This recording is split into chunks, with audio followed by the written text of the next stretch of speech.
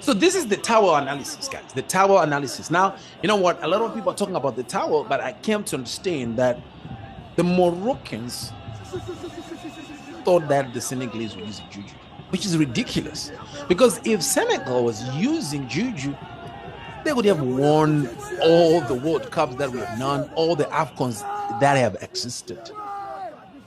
They would have used juju to do that. But you know what? I don't know what this was. Honestly, I was supporting Senegal and I was disturbed by the happenings of the towel. People were grabbing the towel, the goalkeeper's towel. Apparently, Moroccans did also the same thing with the Nigerian goalkeeper when they were playing against Nigeria. So I think they believe that West Africans will use juju or something like that, which I don't know. But this was upset. And this was embarrassing, especially given the fact that the referee didn't do anything about this.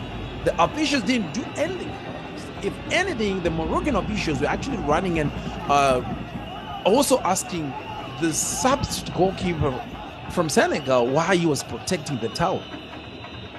I mean, all these ball boys were just running and grabbing the towel.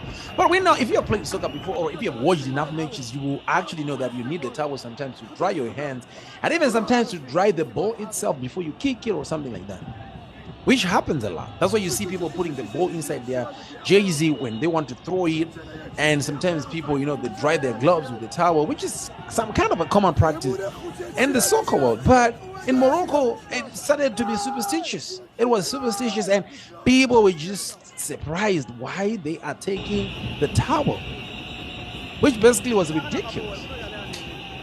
But you know what, guys? Let's talk about those goals. That goal which was denied Senegal, and then the penalty which was awarded to Morocco, and how Diaz, whatever his name is, this Real Madrid boy, then tried to chip over Mendy and then failed to do so. I mean, it's like karma coming 360 degrees. Like, people are like, oh, that's it.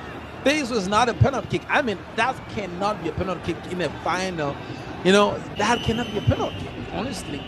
Especially given the fact that on the other end, someone was just pushed slightly, fell down, and the goal was disregarded just because of that small push. And this, I think, among all the finals AFCON that we've watched, this was the most interesting and ridiculous final that we've watched. And what about the Senegalese players, you know, walking out of the stadium, guys? Walking out of the stadiums! They walked out, marched out.